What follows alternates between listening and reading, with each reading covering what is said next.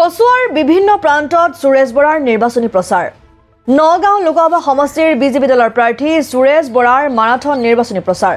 নগাঁও লোকসভা সমষ্টি নিজৰ দখলত আনিবৰ বাবে পূৰ্ণ প্ৰচেষ্টা অব্যাহত ৰাখিছে নগাঁৱৰ বিজেপি প্ৰাৰ্থী সুৰেশ বৰাই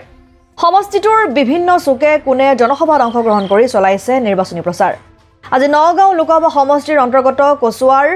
পমিলাআটি মাধৱপাৰা জুৰিৰ পাৰ চিতলমাৰী বিৰিঙা আটি কাজিৰঙাৰ বিভিন্ন জনসভাত উপস্থিত হৈ নিৰ্বাচনী প্ৰচাৰ চলাই নগাঁৱৰ বিজেপি প্ৰাৰ্থী সুৰেশ বৰাই আমি আজি ৰহা সমষ্টিত আছো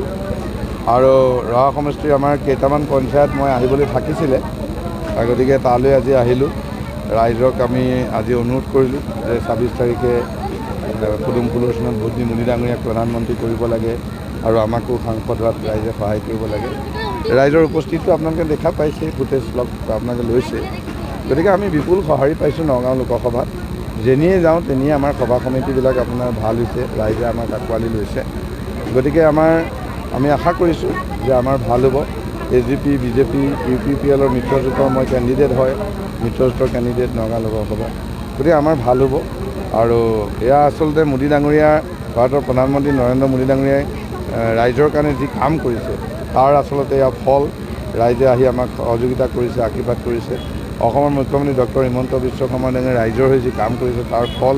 ৰাইজে আহি পেলাই ইয়াত ধৰক আমাক সহযোগিতা কৰিছে আমাক আশীৰ্বাদ দিছে গতিকে ইয়াতে মোদী মেজিক মামা মেজিক কচুৱাৰ পৰা গুলজাৰ হুছেইনৰ ৰিপৰ্ট অসম আদিত্য।